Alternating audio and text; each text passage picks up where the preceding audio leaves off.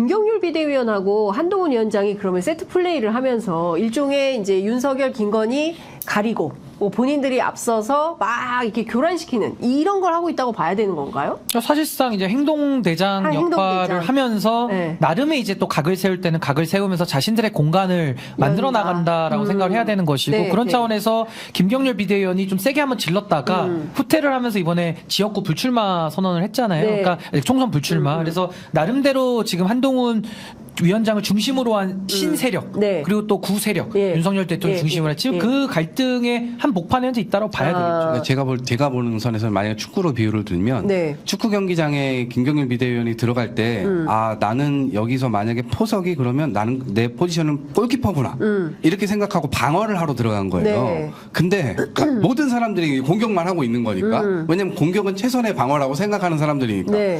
다 그러는데 근데 골대가 비어 있단 말이에요. 네. 그러니까 김건희 여사 건이든 뭐든 이런 거를 바로 잡아야 우리가 제대로 된 경기를 할 수 있다고 판단했기 때문에 비대위원도 수락했고 들어가자마자 그런 문제 제기를 했던 것인데 네. 모든 사람들이 나머지 10명이 야, 너 왜 거기 있어? 이렇게 되는 거예요. 네. 그러니까 골대가 지금 다시 빈 상황으로 빈 지금 가고 상황으로. 있는 거거든요. 네. 그럼 이 경기는 네. 보나마나 뻔한 거 아니에요. 네. 아니에요. 그러니까 사실상 뭐 감독이라고 할 수 있는 이제 한동훈 위원장의 경우도 사실상 이거는 약간 허수아비 감독 네. 비슷하게 되어 있는 거죠. 그래서 따로 경기장 말고 따로 밖에 이제 다른 감독이 따로 있는 거고. 경기장 네. 밖에 다른 감독이 따로 있다. 네. 누구예요? 다 아시는 그분입니까? 네. 자, 그러면 이거는 어떻게 보십니까? 국민의힘, 민주당, 양당 공이 지금 공천, 뭐 단수 공천들 그리고 경선 지역들 이렇게 발표를 좀 하고 있는데요. 일단 석동현, 앞서 말씀드린 대로 석동현 민주평통 사무처장이 컷오프가 됐잖아요. 40년직인데. 그러면 또 하나는 그리고 이원모 전 대통령실 인사비서관 여기도 당초에 이제 강남을에 손을 들었는데 당신 거기 안 되고 경기도 수원 쪽 알아봐 뭐 이런 분위기로 이제 바뀌고 있단 말이에요.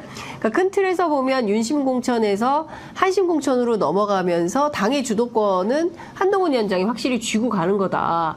사실상 윤석열의 시대가 저물고 한동훈의 시대로 가는 거다라고 분석하는 분들도 계세요. 실제 그런 면이 있을까요? 어떻게 보세요? 그러니까 이제 이게 참 신구 권력의 갈등이기 때문에 저는 지금 일부 이렇게 조정되는 모습들이 나오잖아요. 근데 네. 저는 아까 제가 한동훈 위원장이 잠시 지금 좀 본인의 영향력을 확대하기 위해서 제가 노력하고 있다라고 말씀을 드렸는데 네. 저는 그래도 결과론적으로는 전 윤석열 대통령이 이 공천 국면에서는 최종 주도권을 전 줄 거라고 생각합니다. 지금 석동현 컷오프와 이원모 재조정을 통해서 네. 일부 대통령실이 좀 밀리는 듯한 모양새를 취하고 있지만은 네. 전 요거 자체는 네. 약간의 그 연막 비슷한 거고 네. 결국에는 윤석열 대통령이 한동훈 위원장에 대해서 여러 가지 견제 장치들을 지금 가지고서 움직일 거기 때문에 네. 저는 전국적으로는 윤석열 대통령이 원하는 대로 이번 총선에는 저는 큰 흐름은 그렇게 갈 것이다라고 생각을 합니다. 저도 이거 앞에- 이보 전진이와 일보 후퇴 같은 거죠. 이 앞에 했던 거는 눈에 보이는 포석들인 거예요. 네. 이 포석의 이 통찰을 뚫고 지나가서 보면 뒤에 수가 뭐냐. 앞으로 이제 영남공천 같은 게 남아 있잖아요. 네. 그러니까 이제 양지들이 남아 있는데 네. 대통령실에서도 선별은 했을 겁니다. 네. 이번 총선 때 희생하는 그림에 서야 될 사람 대통령실 인사들은 누구인가. 이걸 정해놨을 것이고 네. 반드시 국회에 들어가야 될 사람들을 또 정해놨을 거예요. 네. 그 뒷포석은 뒤에 나올 예, 거예요. 예. 그래서 앞포석은 예. 마치 대통령실에 나갔는데 이 사람들 특혜 없었고 이런 연막을 계속 지금 연막 전술. 예. 쌓아놓고 있는 거죠. 예, 예. 그런 것들을 통해서 나중에 이렇게 딱 등장했을 때 예. 야, 앞에서 이런 거 다 하지 않았냐라고 하는 포석을 딱 두고 있는 거예요. 그러니까 결국에는 윤석열, 한동훈 손잡고 만세하기 위해서 중간에 이러저러한 사술은 네. 있겠으나 결국에는 윤석열 대통령이 원하는 그림대로 만들어서 국회에 입성시킬 근데 거다. 요게 이제 저도 예. 큰 틀에선 동의를 하는데 그것이 뭐 윤석열, 한동훈 이 두 분이 뭐 짜면서 그렇게 움직이는 걸로 전 보여지지는 않고 예. 그래도 나름대로 한동훈 위원장은 이제 당의 차기 권력으로는 누구나 다 인정을 하는 사람이기 때문에 네. 또 그 사람을 중심으로 해가지고 또 나름대로 세력들이 또 형성해 나가는 거거든요. 네. 그래서 그 저는 신구 권력의 충돌이라는 큰 틀 속에서 네. 아직까지는 윤석열 대통령의 큰 주도권 하에 저는 지금 다 이 공천이 이루어지고 있다. TK 어떻게 그렇게 될까요? 봅니다. TK. TK는 뭐 양지 공천으로 저는 갈 거라고 봐요. 그러니까 대통령실이 포석. 대거 갈 거다. 네, 대거 갈 거라고 보고 지금 예. 중진들 빼내고 있죠. 이거는 예. 사실 이 시나리오는 예. 1년 전, 1년 반 전부터 이미 맞아요. 나왔던 나왔던 거잖아요. 얘기긴 해요. 예. 그래서 영남의 중진들을 뭐 이렇게 그만두게 하거나 아니면 네. 수도권으로 보내거나 아니면 재조정을 통해서 어쨌든 지역구를 뜨게 할 거다. 네. 그 지점에 누가 가느냐 예. 이걸 이제 봐야 되는 것이고 예. 앞서 얘기한 석동현 처장이나 뭐 예를 들면 이원 뭐 이런 분들 추후에 총선이 끝나고 어떤 자리로 가느냐 이런 것들을 보게 되면 지금 이게 다 이해가 될 거예요. 네. 나중에 어떤 자리로 또 네. 가게 될 거예요. 김성태 저는 네. 그런 거 아니겠어요? 나름대로 얘기가 그러니까 얘기가 있겠죠. 딜이 끝났겠죠. 바로 네. 입장 발표를 하잖아요. 네. 마치 그 좀 반발도 하고 막 이렇게 할 해야 맞는 것처럼. 건데 네. 그게 아니고 바로 네. 인정한다 뭐, 이러면서 네. 나오는 거는 결국엔 그런 뒷포석이 다 두어지고 있는 거기 네. 때문에 영남 역시도 네. 저는 그런 포석들을 다 두고 있다라고 하는 거죠. 그러니까 이게 왜 그러냐면 제가 듣기로는 공기업 네. 사장하고 그다음에 뭐 그 정부 기관 네. 뭐 어차피 이런 말년이고 내각 이렇게 세 가지 네. 옵션이 있다고 그러더라고요. 영남 중진들의 경우는 네. 어차피 말년이고 이거를 한 번 더 하는 것보다는 네. 오히려 정부에서 뭔가 뭐 역할을. 월급도 더 많이 받고 네. 뭐 이제 그렇게 해가지고 이제 뭐 자리도 더 하겠죠. 많이 생기고. 예, 예, 그러니까 예. 저는 한동훈 위원장이 나름대로 그래도 지금 국민의힘의 비대위원장으로 등판을 한 거잖아요. 네. 이거 차기 주자가 너무 조기 등판을 한 거거든요. 그래서 만약에 한동훈 위원장이 엄청난 정치력을 가지고 당내 장악에 들어간다 그러면은 아마 결과가 바뀌었을 수도 있습니다. 네. 그러려면 이제 일대 결전이 좀 있어야 되겠지만은 근데 한동훈 위원장 와서 한 달 하는 거 보니까 여의도 한쪽이에요. 제가 보니까 네, 여의도 한쪽이. 여의도 한쪽이. 한쪽이. 오늘 여의도 한쪽이 밀고 네. 있어요. 아니 예. 그러니까 당내에서도 네. 리더십이 생길 수가 없는 겁니다. 그러니까 밖에서 보이는 그 폭풍 같은 인기나 그런 거품 같은 인기로 정치를 할 수는 없잖아요. 그건 일시적인 거니까. 그러니까 네. 당내에 와서 한 달 해보니까 이건 뭐 인물로서는 거의 지금 실력이 다 드러났기 때문에 그러면 네. 반대로 윤석열 대통령은 현재 권력이거든요. 아까 말씀하신 대로 줄자리도 많고 임기가 지금 너무 많이 남아 있어요. 그러다 보니까 한동훈 위원장이 그런 당내에서 성공적인 리더십을 못 보여준 지금에 와서 보면 네. 그건 윤석열 대통령의 주도권 하에 갈 수밖에 없는 그림이다. 아니, 세력이 없으니까 한동훈 위원장이. 네. 그 저희가 국민의힘 공천에 대해서 이제 쭉 얘기를 하고 평가를 했는데 민주당 공천은 어떻게 보세요? 지금 뭐 당사자라서 말씀하시기가 좀 어려운가요? 네, 아니요. 이제 저는 뭐 두 가지 양가적 감정을 갖고 있죠. 당연히 이제 네. 또 윤석열 정부의 반감에 기대해서 우리가 가게 되면 저는 굉장히 어려울 거라고 봐요. 그래서 저도 어떻게 보면 민주당이 어렵다라고 생각하는 그런 지점에 이제 제가 이제 뭐 출사표를 내고 그쪽으로 네. 간 이유도 조금 더 많은 사람들이 자기 몸을 던질 때 우리가 이길 가능성이 커지는 거예요. 네. 그러니까 국민의힘처럼 양지만을 다 가는 느낌으로 가게 되면 네. 국민들이 매력을 느낄 수가 없죠. 야, 쟤네들은 전부 다 어떻게 보면 살려고 발버둥만 치는구나 이렇게 느껴지게 되겠죠. 네. 그러니까 우리도 마찬가지라고 보는데 친문이건 지금 뭐 무슨 뭐 이렇게 그 친명? 여러 가지로 예, 이제 예. 갈등 뭐 이렇게 예, 예. 언론에서만 나오기도 하고 네. 되잖아요. 예. 친문이건 뭐 친명이건 저는 몸을 좀 더 던지는 방향의 그림이 그려져야만 민주당이 이기는 승리에 이제 그 될 수 있다. 그리고 네. 어떻게 보면 지금 설 명절 전후해 가지고 대표가 뭐 전화를 했다, 예, 누굴 만났다 예, 예. 이런 얘기를 하잖아요. 예, 예. 저는 적극적으로 이런 행보 설득하기 위한 행보 이런 것들은 전 나쁘지 않다고 봐요. 예, 예. 왜냐하면 그동안 이재명 대표가 뭐 나서지도 않고 계속 뒤에 네, 사람들 예. 뭐 움직이고 이런 것들을 눈으로만 보고 있다 이렇게 이제 네. 얘기들 많이 했는데 예. 적극적으로 지금 새로운 인재들을 등용시키기 위한 이 판을 짜는 데 있어서 예. 중진분들이 기분 안 나쁘게 어쨌든 예. 당 대표로서 이제 그런 것들을 좀 책임하에 자기가 이제 나서 가지고 얘기를 하는 것들에 대해서는 네. 저는 이게 뭐 시스템 공천이 무너졌다 이런 비판은 저는 맞지 않는 것 같고 적절한 움직임이다라고 생각을 해요. 그리고 종국에는 지금 네. 이 전반전이 이제 시작된 건데 공천이 예.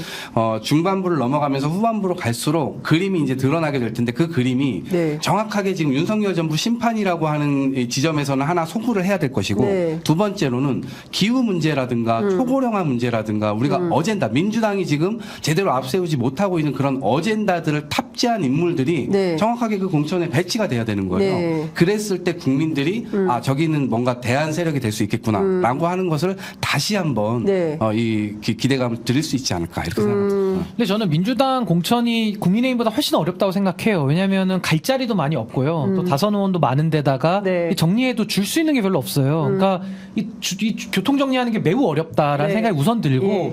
그러니까 이제 우리 이동학 최고위원님 같은 좋은 분들 많거든요. 그러니까 이런 분들이 당내에서 목소리를 낼 수 있는 구조로 보여줘야 그래야 국민들이 아마 믿을 것 같아요. 그러니까 네. 그게 하나가 포인트가 있고 또 하나는 네.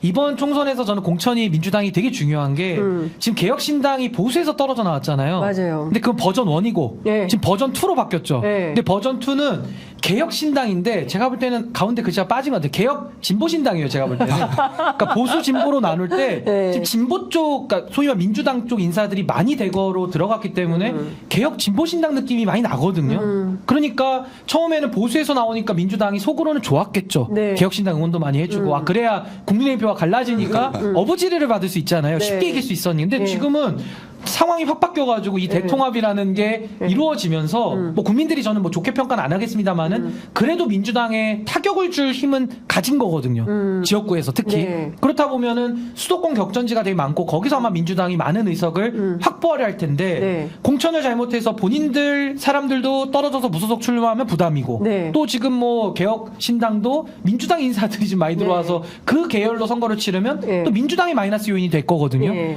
그럼 이건 또 갑자기 어부지리로 국민의힘 심판해야 되고 응징해야 되는데 네. 국민의힘이 또 어부지리를 받는 그래서 사실 이 구도를 정확하게 봐야 되는 거예요, 민주당이 그렇죠. 지금. 제일 굉장히 중요한 포인트를 지적해 주셨는데 수도권 같은 경우에는 지난 그 지방선거도 그렇고 대선에서도 마찬가지고 이게 몇 번 차이로 뭐 다 5%예요, 5% 그렇죠. 다. 갈리는 지역구들이 있어요. 근데 그럴 때 민주당의 이제 공천을 잘못하면 어부지리로 국민의힘이 당선되는 지역구들이 우후죽순 많아질 수도 있다. 공천이 정말 중요하다. 이제 이런 생각이 좀 드는데 그러니까 이재명 대표가 그걸 정말 숙고를 많이 해야 될 거예요. 이게 뭐 자기 사람 심고 이게 중요한 게 아니라 물론 그런 욕심이 있겠지만은 공천 잘못하면은 지금 너무 민주당이 위험 요인을 너무 지금 구도적으로 갖고 있어가지고 뭐 그거는 이제 민주당이 만든 요인은 아닙니다만은 어쨌든 이낙연 대표 분당하면서 지지율이 떨어지고 있었는데 또 개혁신당이랑 합치면서 이제는 정말 진보 색채를 가진 개혁신당이 돼버렸거든요. 그러니까 여기 이제 민주당의 위험 요인이 또 돼버린 거죠. 진짜 이재명 그러니까. 대표 스스로도 말씀하셨듯이 저는 어쨌든 국민의 눈높이가 기준이 되어야 된다. 그러니까 국민 속에서 살아 있으면 이재명 대표는 어쨌든 다음번에 대선 주자로 다시 나서셔야 되잖아요. 네. 그러니까 국회의원들을 일단 많이 내 주변에 같이 함께하는 동지들로 만들어야 되겠다라는 이제 생각도 있으실 텐데 저는 국회의원들이 숫자가 중요하지 않다고 생각해요. 네. 국회의원 숫자 많았는데 민주당 졌잖아요. 그리고 사실 국회의원 숫자 많았던 이낙연 대표가 경선에서 졌잖아요. 7명 딱 데리고 있었잖아요. 이재명 대표가. 같이 있었잖아요. 근데 국민 속에서 살아 있으면 저는 그 다시 선택받을 수 있다고 봐요. 네. 국회의원 숫자 중요하지 않다. 그래서 국민 속에서 살아 있을 만한 민주당, 네. 국민 속에서 살아 있을 수 있는 선택을 하는 리더 이재명 이렇게 가야지. 네. 그렇지 못할 경우에는 중반부 후반부로 갈수록 경선 이 공천이 네. 그 잡음이 많이 나오거나 혹은 네. 뭐 명심 공천이다 뭐 예. 이런 방식으로 계속해서 도배가 되게 된다면 네. 이번 총선 굉장히 어려울 거라고 봐요. 이번 총선 민주당이 오히려 굉장히 어려워질 그렇죠. 수 있다. 예. 특히 임종석 전 비서실장의 공천을 둘러싸고 어떤 분은 얘기하더라고요. 그 굉장히 이 많은 그 막이 있더라. 그래서 어렵다. 그런데 내부적으로는 그 지도부 안에서는 임종석 전 비서실장에 대한 공천이 쉽지만은 않은 것 같다. 이제 이런 얘기들이 나와요. 예컨대 임종석 전 비서실장을 공천하지 않았을 때 민주당 내부 상황이 어떻게 될 것 같으세요?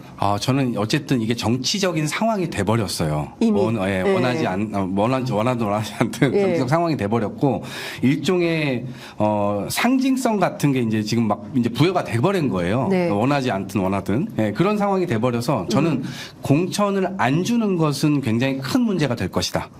네. 근데 공천을 주는데 네. 공천을 어디다 줘야 되느냐? 상대방의 어떤 카드를 보고 그거에 비견될 만한 카드로서 움직여야 된다. 그래서 성동 갑 네. 중구 성동 갑으로 찍어놓고 나 여기 아니면 안 돼라고 하는 태도를 임종석 실장은 약간 후퇴시켜야 될 것이고 버려야 된다, 그 태도를. 당 입장 당에다 네. 맡겨야 예, 된다. 예, 그리고 예. 당에서는 예. 컷오프까지 뭐 완전히 그냥 공천을 안 주는 방식으로 가게 되면 그것에 대한 또 파열음이 있기 때문에 네. 선거는 어쨌든 내부를 다지고 네. 확장을 계속해서 해야 되는데 예. 내부를 다지는 거에 대해서 분열 요인이 많아지면 안 되는 거잖아요. 네. 그래서 그런 요인들은 챙기되 실리 쪽으로 넘어갈 수 있도록 두 가지 포석을 다 둘 수밖에 일종의 없다. 험지 출마론을 말씀하신 네. 거예요? 예. 그러니까 저는 이제 민주당 사정은 제가 내부 사정은 잘 잘 모르니까 모르지만. 그냥 저는 어떤 느낌이 드냐면은 네. 참 공천 때마다 이 여야를 불문하고 늘 이런 뭐 누구의 마음이 담겨 있냐부터 해서 자객이니 뭐니 매일 이러거든요. 네. 그렇다고 그렇게 경선 치러가지고 들어간 국회의원이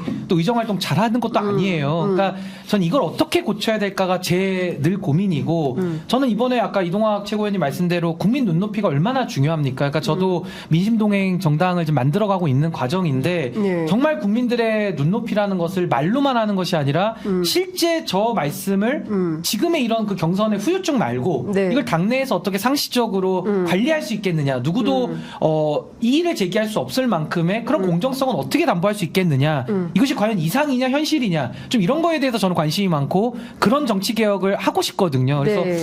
하여튼 이 부분은 이번 총선은 뭐 어쩔 수 없고 다 공천하셔야 될 것이고 네. 그런 정치 개혁안에 대해서 좀 얘기를 많이 하고 싶다는 생각이 좀 들었습니다.